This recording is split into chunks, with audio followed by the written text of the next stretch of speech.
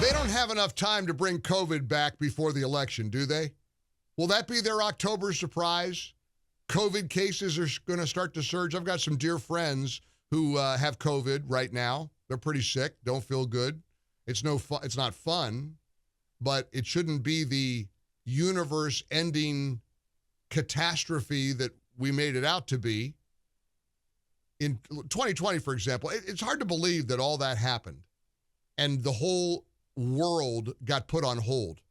When we went on the Alaskan cruise last week, I kept thinking about all these cities in Alaska that benefit economically from cruise ships pulling into port, Ketchikan and Sitka and Juneau, and their economy was totally devastated. It was completely upended by the pandemic. And you know something? We better never let that happen again.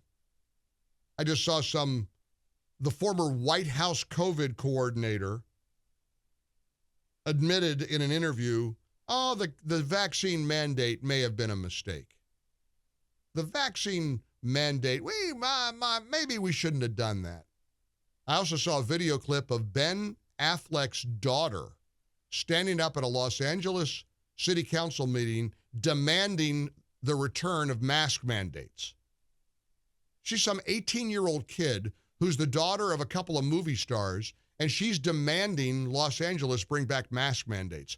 Who the heck is she? Other than a pampered, spoiled brat daughter of a couple of multimillionaire actors. And it's wild how you know somebody's politics by whether or not they wear a mask. Not everybody.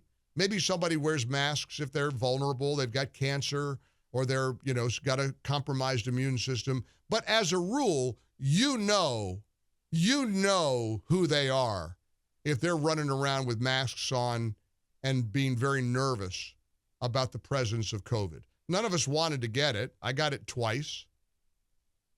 I don't even know if I should play this clip of this young woman with her demand. Let's stick to today's big political bombshell. Will he or will he not step aside? I've been thinking a lot about this malarkey about bringing up the 25th Amendment to remove Joe Biden. What in the world are Republicans thinking in trying to give the Democrats who want to get rid of Biden any help?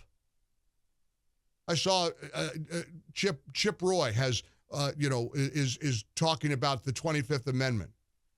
Jamie Comer is talking about interviewing the physician who's supposedly the Parkinson's doctor. For what? Why in the world are Republicans helping the Democrats? The Washington Examiner, Republican lawmakers are going all in with their attacks against President Joe Biden, seizing on his vulnerabilities and hoping to weaken him further. We don't need to help weaken him. Republicans don't need to help the Democrats who want to oust Joe Biden. It makes me crazy when Republicans are so short-sighted. Look, the cat's out of the bag. Joe Biden is infirm. He's in bad shape. He's also not going anywhere, apparently. According to the latest reporting, he has staved off the attacks, the mutiny, the coup. And here's Republicans wanting to help the Democrats who want to get rid of Biden by invoking what? You want to invoke the 25th Amendment? You want to remove him and hand the White House over to Kamala now? Really? That's your plan? Come on, we got to think. We got to be smarter than this. Here's a headline. There are Republicans very unhappy with the RNC's abortion platform. What? Now, I understand it. I'm pro-life. And I get that the country isn't where I am on the issue of abortion. We can't drive away voters right now on the contentious issue of abortion. The RNC Platform Committee adopted new Trump-backed party priorities, which for the first time in 4 decades didn't include a national ban on abortion. Now, again, I say this as a pro-life American.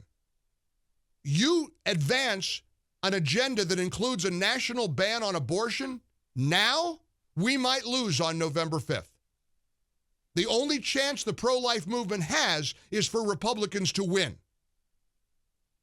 And these 20 points of the RNC platform, guided and shaped and molded by Trump, are exactly the way to go. And I read these headlines, there are Republicans who are irked. Oh, there are Republicans who are livid. And I hear some of these people on air. Oh, it's terrible. This is awful. We shouldn't water down our pro-life stance. That's not who we are. You know who we need to be? Winners. If we win on November 5th and we take the House, the Senate, and the presidency, we can spend a lot of time working on the pro-life agenda. We are 4 months away. How about let's not blow it? How about let's not screw up 4 months before the election? Knock it off with the talk of the 25th Amendment. Knock it off with trying to drag in the White House physician to find out if Biden has Parkinson's or not. We're 120 days or so away. We're almost there. The Democrats don't need your help, Republicans. And to read these headlines, Republicans are unhappy. Social conservatives are irked. A new slimmed down Republican Party platform that won quick and overwhelming approval, writes Fox News, is the latest sign of Trump's expanding ideological grip over the GOP.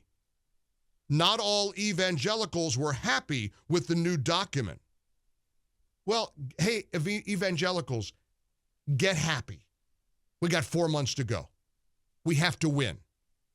Be smarter than this.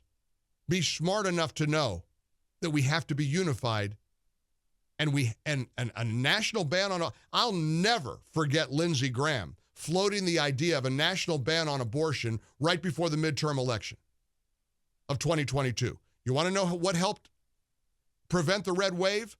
That did. Everybody knows it. So how about we learn from our mistakes, huh? Tons of text messages flooding in on the MyPillow text line, and we appreciate it. The number is 800-655-MIKE, same as the call-in line. We love your calls. We love your texts. We love your input, your feedback. Please never text and drive. Standard text messaging rates may apply. First, from the upstate of South Carolina, abortion bans should never be a federal issue, according to our Constitution. It should be a state decision. That was the whole purpose in overturning Roe v. Wade. Kick it to the states. There's no federal constitutional right to an abortion, but there shouldn't be a federal ban on abortion as well. I agree with South Carolina, but we sure can't do that now. We sure shouldn't be talking about it 4 months before the election, because abortion makes a whole lot of Republican women not want to vote for Republicans. Now, you can argue about that. You can be frustrated about that. It is what it is. So let's be smart and accept it.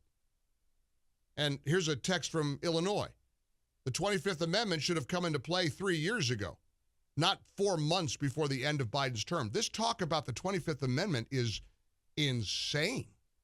It's almost as if the Republicans want to toss the Democrats a lifeline. They want to bail them out. They got a mess. They got a mess on their hands. They don't know. They are completely schizophrenic right now. They're stuck with, decrepit Grandpa Joe, who doesn't know what time it is, and the border czar, Kamala Harris. That's all they got. That's all they've got.